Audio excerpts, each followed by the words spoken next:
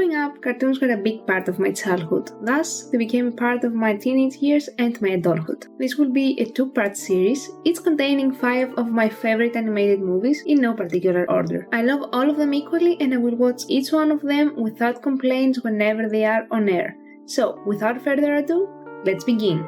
10. Spirit, Stallion of the Cimarron. I have been a horsey girl since I remember myself. I loved My Little Pony and dreamed of getting a real horse. Since that was not gonna happen, I settled for renting this gem on repeat for years. I love the animation and the setting. Rewatching it recently, I was happy crying at the end when Spirit and Little Creek made that jump and the Colonel finally let them free. 10 out of 10, impeccable vibes and horses.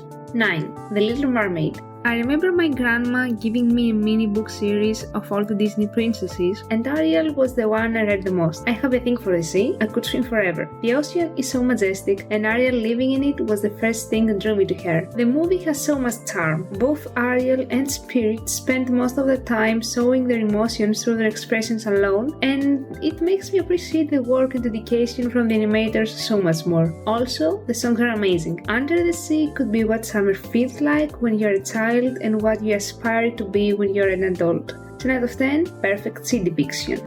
8. Klaus. Netflix cooked with that one. For me, Christmas could go around the whole year and I would have no problems whatsoever. So, imagine my surprise when I saw that movie with that much of a cozy atmosphere, an incredible art style, and a fresh, interesting origin story for one of the biggest icons of the holiday season. It has become a tradition to rewatch it each year and it feels as heartwarming as the first time. 10 out of 10, I swear, it smells like Christmas even from the movie poster.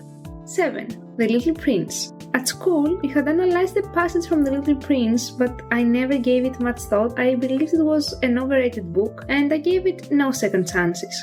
Jokes on me, because I watched the movie, I loved it, and I bought the book, which also became one of my all-time favorites. The movie includes characters that don't exist in the book, but it helps to establish the narrative, and it includes the main story of the original medium in a compelling way. Also, it mixes 3D with stop motion, the most underappreciated animation method. 10 out of 10, gut-wrenching but an amazing experience. 6. The Rise of the Guardians. Talking about taking pre-existing characters and changing the status quo, this is something this movie excels at. It combines a good story with action, with stakes, with very good character development, and the designs are phenomenal, especially the Tooth Fairy. Its location is also unique and it draws you in. Not to mention that Peach has the aura of what I pictured as a kid to be lurking in the darkness. Such a cool villain. Now that the fandom has grown, it would be awesome if DreamWorks created a part 2, but please give it the Puss in Boots The Last Wish treatment and not the Kung Fu Panda 4 one. 10 out of 10, The Sandman is the MVP.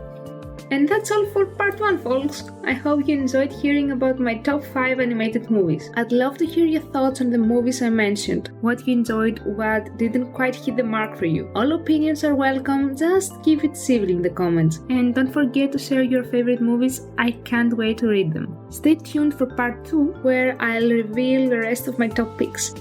There are so many great films out there, and while I couldn't include them all in this video, I'm sharing an honorable mention list as you see. Don't forget to share, like and subscribe so you don't miss out. See you soon, bye!